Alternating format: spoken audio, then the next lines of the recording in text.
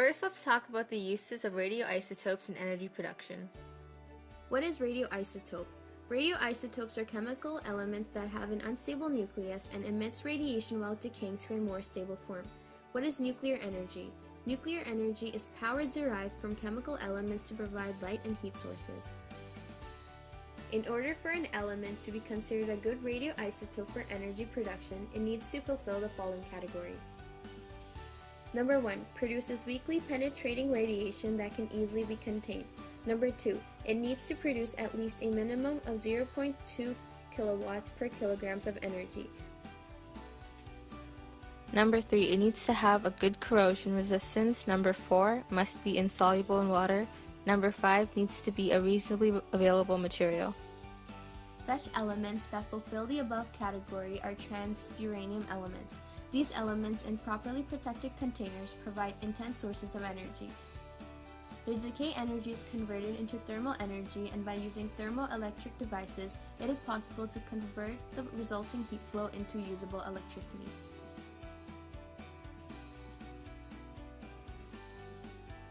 What is a Candu reactor? A Candu reactor is a Canadian-developed, pressurized heavy water reactor for generating electric power.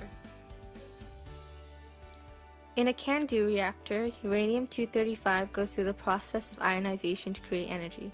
The uranium-235 heats up the control rods that allow the water to boil, creating steam. Steam then rotates a turbine, which then creates electricity. The generated electricity is then transferred to the electrical grid.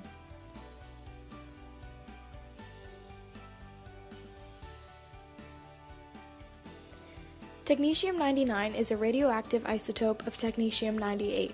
It was discovered by Emilio Sacre and Glenn T. Seaborg. It is produced by bombarding molybdenum-98 with neutrons in a process called beta emission. Technetium-99 is used in 20 million diagnostic nuclear medical procedures. Approximately 85% of diagnostic imaging procedures in nuclear medicine use this isotope as a radioactive tracer. It helps to evaluate the medical condition of the brain, thyroid, lungs, liver, gallbladder, kidneys, skeleton, blood, and tumors. Technetium-99 emits 140.5 electron volts of gamma rays. The half-life for its gamma radiation is 6 hours, long enough for diagnostic procedures and short enough to hardly affect the patient. The gamma radiation emitted can be studied with a gamma camera. It allows the medical practitioner to image internal body organs, causing hardly any radiation damage to the patient. Technetium-99 is inserted into the patient's body with a syringe. The syringe is shielded to protect the person giving the injection.